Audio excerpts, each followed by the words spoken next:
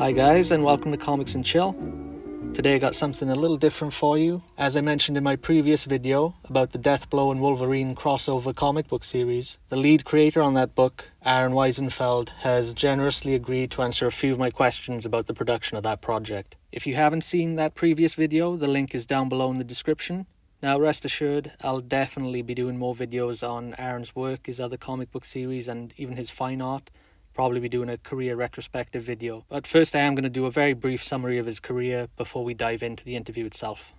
So Aron broke into the industry around 1993, where he first worked at Continuity Comics, before moving over to Marvel to do some work on an X-Men annual and a couple of issues of Cable. After that, he moved over to Wildstorm to work on a series called Team 7, which was written by Chuck Dixon. Aron then went on to write a series called Brass, which was drawn by Richard Bennett and coloured by Monica Bennett. He contributed covers and a black and white Deathblow story to the Wildstorm anthology series. I've not read this, I've not been able to find it. I desperately want it. And then he would go on to write and draw Deathblow and Wolverine, again with Richard Bennett helping on inks and Monica Bennett colouring. And I believe Richard Bennett also started his career at Continuity Comics, so it seems like they go back some time. And then it's at this point that Aron took a break from working in comics. He went back to school to study painting, and he would eventually return to comics to do a little work for DC. As you can see here on the left, his style is very different to what we've seen prior.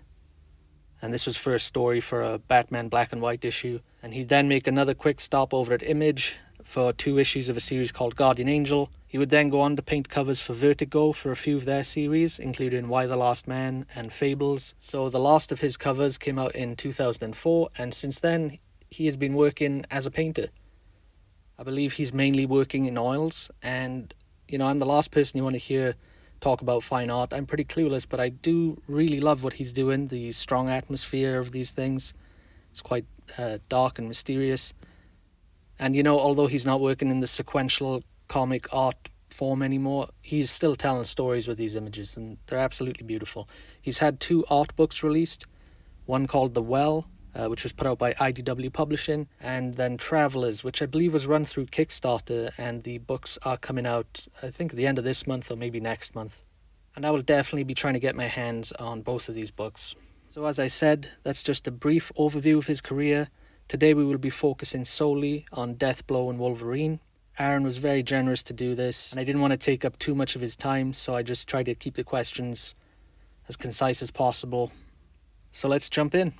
So the first question I asked was, how did the project come to be, and was it something that you sought out, or was it assigned to you?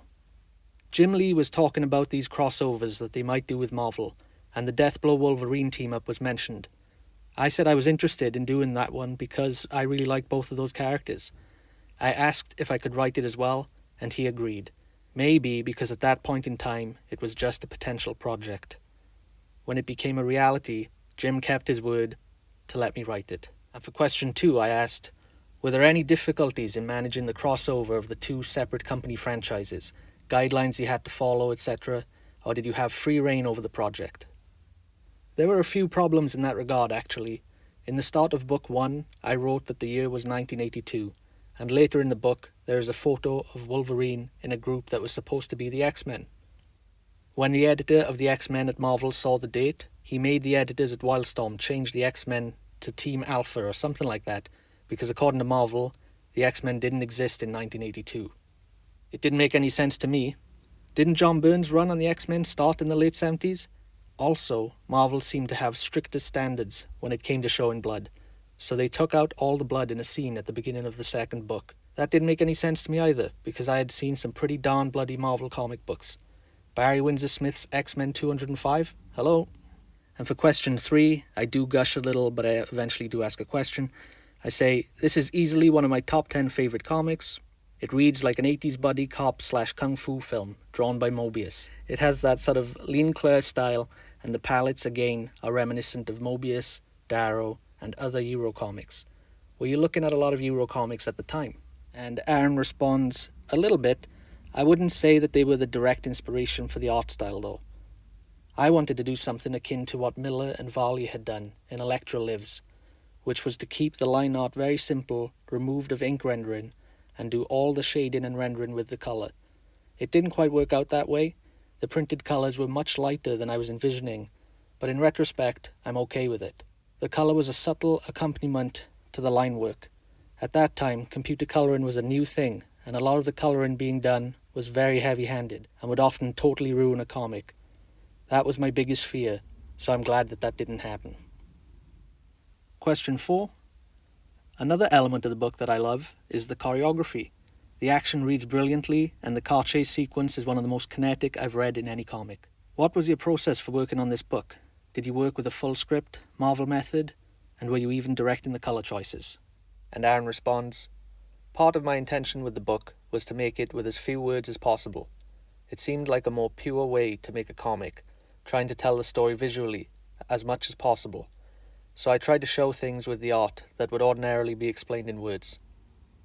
I was happy with the way the story flowed, and the action scenes were not slowed down by making the viewer read anything. I had written the script out fully before starting the art, and I was closely involved with the book every step along the way. I did monochrome colour guides to show where I wanted the shading to be. One thing that I think gave the book a unique look was that it was very researched. I went to Chinatown while visiting friends in San Francisco and took a lot of photos. When I was there, I picked out which building would be Wolverine's house, which one would be the bad guy's house, etc. I took photos of an old Cadillac for Deathblow's car. And question 5. This book is one of the more unique and artful looking books that came out of 90s Image. What was the internal reaction like at Wildstorm for this book?